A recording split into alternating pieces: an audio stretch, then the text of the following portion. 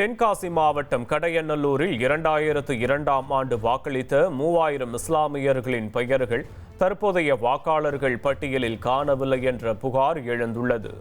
பொதுமக்களும் முன்னாள் திமுக மாவட்ட செயலாளர் செல்லதுரையும் அதிர்ச்சி தெரிவித்து வாக்காளர் பட்டியலை உடனடியாக தேர்தல் ஆணைய இணையதளத்தில் பதிவேற்ற வேண்டும் என மாவட்ட ஆட்சியரிடம் கோரிக்கை வைத்தனர். இந்திய சுதந்திர போராட்ட வீரர் வ.உ. சிதம்பரனார் நினைவு நாள் மற்றும் குரு பூஜை விழாவுக்கான ஆத்ம ஜோதி ஓட்டம் மதுரையில் கிளம்பியது.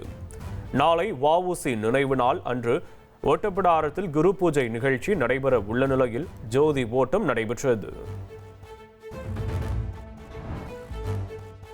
திருப்பூர் மாவட்டம் அவிநாசிபாளையம் பகுதியில் உள்ள கழிவு பஞ்சாலையில் பயங்கர தீ விபத்து ஏற்பட்டது. தீயணைப்புத் துறையினர் தண்ணீரை பீச்சி அடித்து தீயை அணைத்த நிலையில் மொத்தம் 1 கோடி ரூபாய் மதிப்பிலான பொருட்கள் தீயில் எரிந்து சேதமடைந்ததாக கூறப்படுகிறது.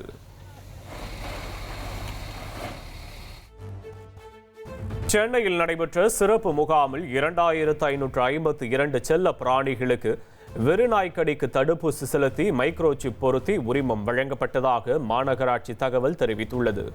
கடந்த 2 வாரங்களில் நடந்த முகாம்களில் மொத்தம் 3319 செல்ல பிராணிகளுக்கு உரிமம் வழங்கப்பட்டுள்ளது குறிப்பிடத்தக்கது.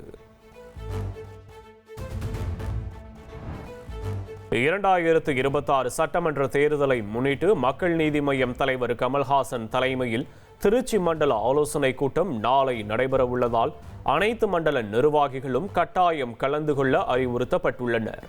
இந்த கூட்டத்தை ஒருங்கிணைக்கும் மண்டல செயலாளர் என் ரவிச்சந்திரனுக்கு அனைத்து நிர்வாகிகளும் உரிய ஒத்துழைப்பு வழங்குமாறும் கேட்டுக் கொள்ளப்பட்டுள்ளது. ஆந்திராவின் ஆன்மீக தலைநகரான புட்டபர்தியில் நாளை மறுநாள் நடைபெறும் சத்திய சாய்பாபா நூற்றாண்டு விழா பணிகள் வேகமாக நடைபெறுகின்றன.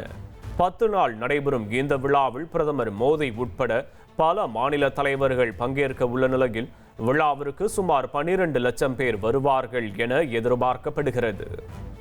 உங்கள் தந்தி ஒன் தொலைக்காட்சியில் சித்தி தினமும் பிற்பகல் 1 மணிக்கு காண தவறாதீர்கள்.